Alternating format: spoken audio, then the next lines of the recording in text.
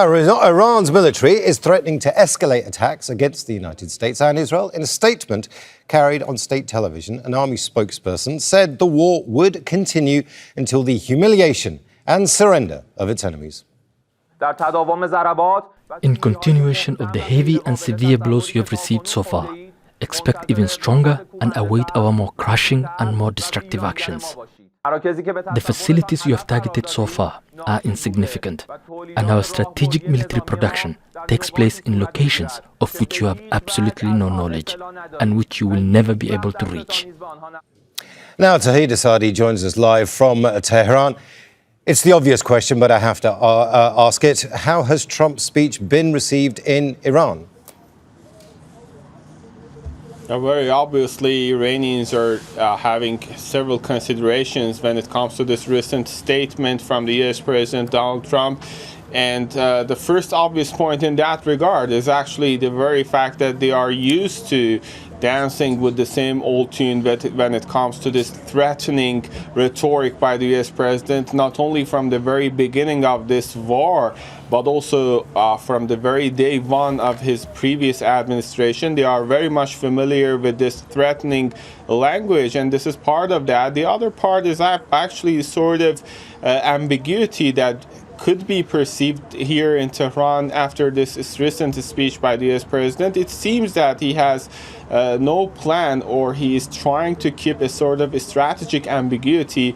However that is, Iranians are also coming up with the same response, and as we just watched from the spokesperson for the Khatam al-Anbiya military headquarters, he came out to say that we are in possession of weaponries about which the enemy has no info, and that is obviously a kind of uncertainty or ambiguity that Iran is trying to stick to when it comes to this already intricate situation, about specifically when it comes to this recent statements by the US President Donald Trump.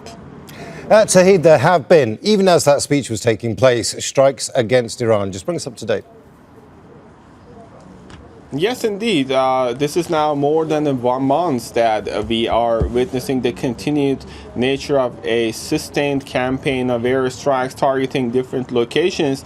But something worth mentioning in this regard is the scope of these attacks. Previously, it started with political and military centers, while we know that according to the Red Crescent of the country, more than 92,000 civilian units have been impacted. And you know, these are actually homes and apartments belonging to ordinary citizens, and of course hospitals, schools, healthcare facilities, Red Crescent buildings and other infrastructure. But right now, specifically after I would say 2 weeks since the commencement of the war, there was a sort of shift strategically when it comes to targets. And right now, specifically in the past 1 or 2 weeks, we are witnessing the airstrikes targeting the infrastructure of the country. Specifically, steel companies are being impacted.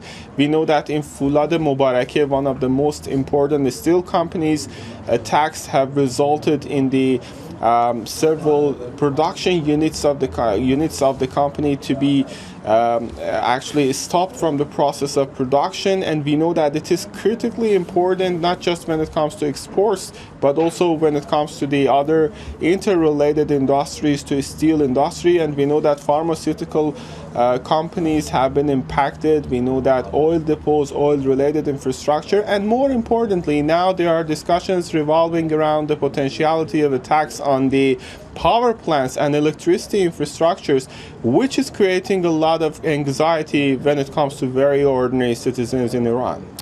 That's Tohid Asadi live for us there in Tehran. Now